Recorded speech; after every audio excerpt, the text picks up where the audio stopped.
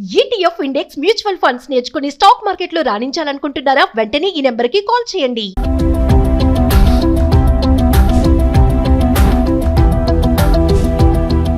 నమస్తే, welcome back to Suman TV. Present మనతో పాటు ఉన్నారు TEDx speaker, legendary award winner in real estate, realtor oxygen founder and CEO doctor Nandi Rameshwar Rao గారు. నమస్తే sir. నమస్తే అమ్మా. సార్, H1B వీసా రెన్యువల్ చేసుకోవడానికి ఇక ఛాన్స్ లేదు, ఇంటికి వెళ్ళిపోవాల్సిందే అంటున్నాడు ట్రంప్. అంటే మరి రెన్యువల్ చేసుకోవాలంటే గతంలో మనకి డ్రాప్ బాక్స్ ఉండేది, అది కూడా తీసేస్తాము అంటున్నాడు. ఇప్పుడు మన ఇండియాకి వెళ్ళి అక్కడ కాన్సులేట్లో చేసుకోవాలంటారా? ఏంటి ఇవన్నీ, ఎందుకు ఇంత మార్పులు చేస్తున్నాడు అంటే? ఏంటంటే అమెరికాలో పెద్ద థ్రెట్ ఏంటంటే ట్రంప్ గారు కూడా వాళ్ళు ఓన్ దేశస్తులు ఎగెనిస్ట్ ఉన్నారు. ఏంటంటే అసలు ఫారినర్స్కి ఎందుకు ఇస్తున్నావు జాబ్స్, మనం లేవా చేసుకోలేము, వాళ్ళకి ఇచ్చిన దాంట్లో మన బతుకు బజార్ అవుతుంది, రోడ్డు మీద పడుతుంది. We're on road, crorepati becoming రోడ్డుపతి. సో అది చాలా వ్యతిరేకత నడుస్తుంది. ఇప్పుడే కాదు, ముందు ఉండేది, ఇప్పుడు కొద్దిగా ఎక్కువైంది. ఏంటంటే మిగతా డెఫినెట్గా ఇప్పుడు మన వాళ్ళు కొద్దిగా ఐక్యూ లెవెల్స్ ఉన్నాయి. నేను ఒక లాస్ట్ టైం ఎప్పుడో చెప్పాను, every 4th engineer in America is from India, every 4th engineer from India is from south, every 4th engineer from south is from United Andhra Pradesh. That's the analysis we have. అంటే నాకు తెలిసి ఇప్పుడు H1B visa మీద 3.85 lakhs ఉన్నారు అమెరికాలో. అందులో 72% మన వాళ్ళే ఉన్నారు. అంటే వెరీ హై ఫిగర్. ఎందుకంటే మన వాళ్ళకి అంత కమిట్మెంట్ కానీ, అంత ఐక్యూ లెవెల్స్ కానీ, అంత పనిచేసే బిజినెస్ అక్యుమెన్ కానీ ఇవన్నీ ఉన్నాయి. సో దానివల్ల డెఫినెట్గా we're being paid very high salaries, $2 lakh, $3 lakh, $4 lakh per month. అంటే నాట్ ఎ బిగ్ అమౌంట్. ఒక $1 lakh అంటే 80 lakhs, $2 lakh, $3 lakh, $4 lakh అంటే మీరు చూసుకోండి, 2, 3, 4 కోట్లు, 5 కోట్లు సంపాదించే వాళ్ళు కూడా ఇండియన్స్ ఉన్నారు నెలకి.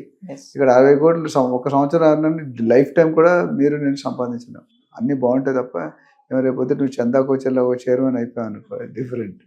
సో ఇప్పుడు ఏమంటారంటే కొత్త రూల్స్ ఒక జనరల్గా నాకు తెలిసి 3 సంవత్సరాలకి ఇస్తారు, ఇంకో 3 సంవత్సరాలు ఎక్స్ట్రా రెన్యువల్ చేసుకోవచ్చు. అది అమెరికాలోనే చేసుకోవచ్చు, డ్రాప్ బాక్స్ కానీ అక్కడ ఉన్న డాక్యుమెంటేషన్.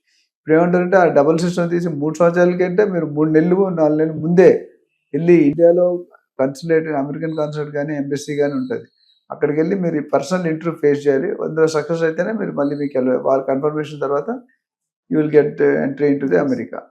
అది ఉద్దేశం అంటే ప్యూర్లీ బయట వాళ్ళని తగ్గించే విధానానికి ఇది ఒక మార్గం. అంతే, నాన్ ఇమిగ్రెంట్స్ ఎవరైతే ఉంటారో వాళ్ళందరినీ. అది ఎందుకంటే నేను వీసా మీద చాలా చేంజెస్ ఇచ్చాడు, బర్త్ టూరిజం మీద చాలా చేంజెస్ ఇచ్చాడు, ఇంపోర్ట్ ట్యాక్సెస్ మీద చాలా, ఇంపోర్ట్ ఎక్స్పోర్ట్స్ ఇవన్నీ కూడా దే ఆర్ అంటే బాధపడే విచారించిన అవసరం పనులు అన్నమాట. ఎందుకంటే అలా చేయకూడదు. ఓకే, వాళ్ళు ఉంటే సడన్గా డ్రాస్టిక్ గ్రాడ్యువల్గా చేయాలి. అలా కాకుండా మొత్తానికే మోసం చేస్తే ఎసరు పెడితే కష్టం. దాదాపు 80,000 మంది తీసేయాలని ప్లాన్లో ఉన్నాడు.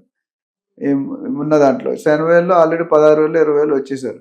మిగతా 60,000 తగ్గించాలి. 60,000 మంది అంటే కొన్ని $1,00,00,000. సో దాన్ని బట్టి ఏముందంటే దే కెప్ట్ ఏ టార్గెట్, ఈ పీరియడ్ లోపు ఇంతమందిని పంపించాలి. అందులో ఇండియన్ శాతం ఎక్కువ ఉంది. ఇండియాలో అన్ని countries, north, east, west, south జోన్లో కూడా అందరూ వెళ్తుంటారు. IT is developing because one of the reason is మన వాళ్ళే. ఎందుకంటే మన వాళ్ళకి ఇండియన్ గవర్నమెంట్ అంత ఒకప్పుడు అంత శాలరీ ఇచ్చారు, బట్ ఇప్పుడు ఇండియన్ గవర్నమెంట్ ఇస్ ఆల్సో. ఇప్పుడు సత్యనారాయణ గారు ఉన్నారు, ఆయన $1,600, $1,700 అంటే చాలా. 1,700 అంటే ఏంటి, చాలా అంటే $1,700 అంటే చాలా పెద్ద అమౌంట్. $1,700 అంటే 17 lakhs వస్తుంది. 70 lakhs, $17 lakhs అంటే ఇట్స్ నాట్ ఈజీ. ఆయన అంటే అన్ని కోట్లు, 1,600, 1,700 కోట్లు తీసుకోవడం అనేది ఈజీ కాదు. సో అట్లా చాలా మంది ఉన్నారు. సుందర్ పిచ్చే ఉన్నారు, సత్యనారాయణ, అంటే చాలా మంది. ప్రతి కంపెనీలో కూడా almost Indian executives are becoming top 1, 2, 3 orders. So ఇప్పుడు ట్రంప్ ఏంటంటే ఇటు సొంత దేశం ప్రాబ్లం ఎదుర్కోవాలా, అటు బయట దేశం ప్రాబ్లం కూడా ఎదుర్కోవాలి. శాండ్విచ్లో ఉంటుంది. అంటే మనం శాండ్విచ్ చేస్తే మధ్యలో ఉండిపోతాం. ఇటు చెంప, ఈ చెంప మీద ఒకటి కొడతాడు, ఆ చెంప మీద ఒకటి కొడతాడు. సో ఇక్కడ ఏమైందంటే నౌ ఈ సమ్టైమ్స్ ఈయన తీసుకున్న డెసిషన్లో నా గటుక అయిపోతుంది. ఎందుకంటే గ్రోత్ అనేది ఆగిపోతుంది, రెవెన్యూ అనేది పడిపోతుంది. ఎందుకంటే మన ప్లేస్లో ఫారినర్స్ రిప్లేస్ చేయాలంటే. సో ఇంకో విసులుబాటు ఏమి ఇచ్చాడంటే, ఇప్పుడు సపోజ్ మనం ఇండియా నుండి వెళ్ళాం, అమెరికాకి వెళ్ళాం, అమెరికా నుండి వచ్చేసినప్పుడు మళ్ళీ పెట్టుకున్నప్పుడు you can go to other country, అదొక విసురు. అంటే మీరు మళ్ళీ అమెరికాకే వెళ్ళక్కర్లేదు, you can go to Canada, కొన్ని రిలాక్సేషన్ ఇచ్చారు, అదొక బెనిఫిట్. బట్ ఓవరాల్గా చూసి ఇట్స్ టఫ్ జాబ్. ఎందుకంటే వాళ్ళు పని కట్టుకొని టికెట్లు కట్టుకొని ఇండియాకి వచ్చి ఇండియాలో ఉండి అప్లై చేసి కొన్ని రోజులు ఉండి ఏ హోటల్లోనో రూమ్లోనో ఉండి డబ్బులు కట్టుకుంటే మళ్ళీ కొన్ని లక్షలు కట్టడం మళ్ళీ వెళ్ళాలి. ఆ ఇంటర్వ్యూలో ఆపితే మొత్తానికి టర్మ్ అయిపోయి వచ్చేసారు. అంటే sir H1B visa only job holders మీద కాకుండా ఇంకా ఎవరిపైన పడవచ్చు అంటారు రెన్యువల్ ఇంపాక్ట్? మిగతా వాటి మీద కూడా పడింది. ఎందుకంటే ఇప్పుడు F1B స్టూడెంట్స్ వీసా ఉంది, మిగతా కొన్ని వీసాలు ఉన్నాయి, లాస్ట్ టైం చదివాం. ఆ వీసాల్లో కూడా ఇంపాక్ట్ ఉంది. కొన్ని కమ్యూనిటీకి ఇచ్చాడు రిలాక్సేషన్, బట్ అన్నిటికీ ఎక్కువ పెనాల్టీ వేస్తున్నాడు. అంటే they have to compulsory go to their respective countries or any other country which they prefer to go next time. అక్కడ వెళ్ళి అక్కడ ఇంటర్వ్యూ అటెండ్ అయ్యి ఎంబసీ కానీ కంపల్సరీ కన్సులేట్ కానీ ఉంటుంది, ఆ రెండింటిలో ఒకటి మనం ఇంటర్వ్యూ అటెండ్ అయ్యి అక్కడ పాస్ అయ్యి వాళ్ళు ప్రూవ్ చేయాలి మళ్ళీ ఎందుకు వెళ్తున్నాం. వీసాలు అడిగే క్వశ్చన్ 3-4 క్వశ్చన్ ఉంటుంది, చాలా తెక్క క్వశ్చన్లు ఉంటాయి. ఆ తెక్క క్వశ్చన్ సరిగ్గా ఆన్సర్ చెబితే అక్కడ ఆపేస్తాడు. నేను లాస్ట్ టైం ఒకసారి జర్మనీ వెళ్దామని వీసా పెడితే నాకంటే మా బాస్ ఎవరు 10 సార్లు వెళ్ళొచ్చాడు జర్మనీ. నేను మాత్రం ఫస్ట్ టైం వెళ్తున్నా, నాకు రాదని భయపడ్డా, నాకు వచ్చింది ఆయనకి రాలే. అంటే all depends upon the questions what the visa officer will ask and what the person who is facing interview is telling.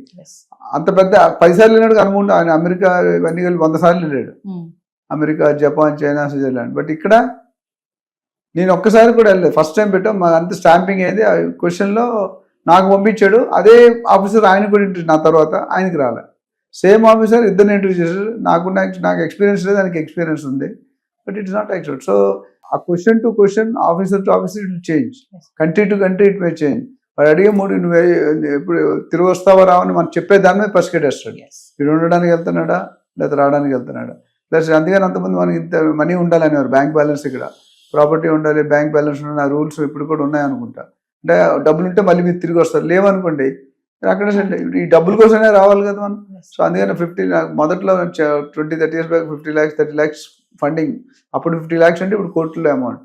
Sir final ఒక క్వశ్చన్ చెప్పండి సార్, ఎందుకు ట్రంప్ H1B వీసా వద్దు అంటున్నాడు? అసలు నాకు తెలిసి టెస్లాకే ఎక్కువ మంది H1B వీసాలో ఉన్నారు, వాడు against side. And there is a lot of pressure from the local citizens of America. Yes. So maybe in the interest, ఇప్పుడు ఆయన ఓట్లు గెలిచిందే ఇమిగ్రేషన్ ఒక మేజర్ పాయింట్ మీద గెలిచాడు. దాన్ని ఎంతవరకు నేను చేయగలను, తర్వాత ఎట్లా చేయలేడు. అంత ముందు టర్మ్లో కూడా చాలా ట్రై చేసాను, ఇంప్లిమెంట్ కాలేదు. ఇప్పుడు ఫుల్ అప్పుడు ఏమైంది, లాస్ట్ టర్మ్ అయిపోయే లోపు అప్పుడు లాస్ట్ 6 నెలల్లో పెట్టాడు, టైం చాలేదు మెజారిటీ. ఇప్పుడు ఏంటంటే స్టార్టింగ్లోనే పెట్టాడు. బట్ చాలా మంది మెజారిటీలు పక్క ఉన్నప్పుడు పాస్ అవుతుంది, బట్ ఎన్ని పెట్టాడు అన్ని పాస్ అవ్వాలని రూల్ లేదు. ఓవరాల్గా is trying to increase his own country income and reduce others to come into the America. Yes. Thank you, sir.